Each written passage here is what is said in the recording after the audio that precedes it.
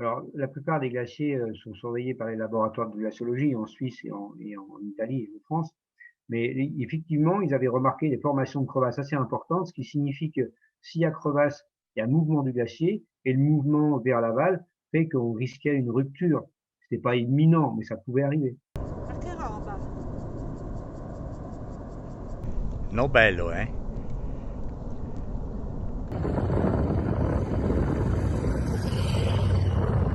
C'est une avalanche de glace en fait.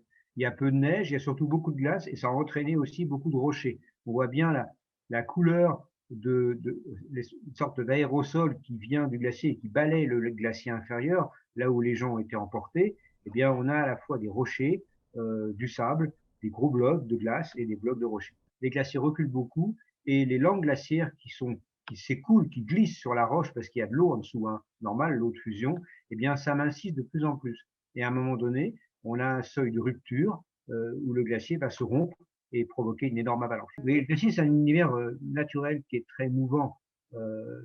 Ça évolue d'heure en heure, un glacier.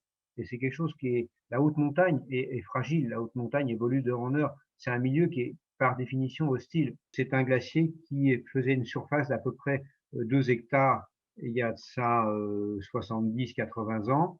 Et maintenant, on n'est plus qu'à, on est à moins d'un hectare, on est à 0,4 hectares de superficie. On se rend compte de la perte de surface et également en même temps de la perte de volume.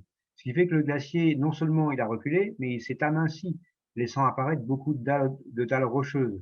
Et ces dalles rocheuses sont propices pour le glissement de la glace. Les températures qu'on a relevées ces dernières années sont assez élevées, et en particulier les 10 degrés qui ont été enregistrés il y a quelques jours dans la partie sommitale de ce glacier. Ça, c'est vraiment exceptionnel. Ça prouve bien qu'on est vraiment rentré dans une phase de crise climatique, de réchauffement abrupt parfois.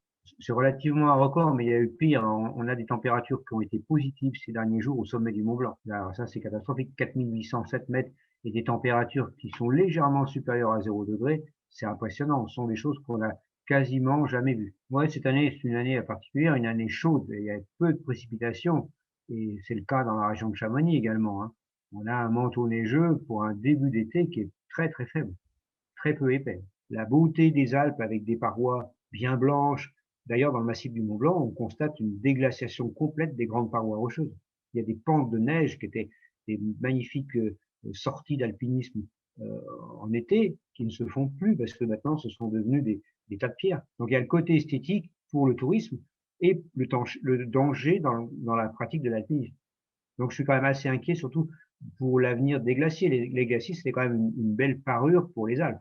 Bon, ils vont pas disparaître en 10 ans, mais vu la vitesse de retrait des glaciers aujourd'hui, on peut s'attendre à une disparition presque totale, peut-être 80% de la surface des glaciers alpins d'ici 100 ans.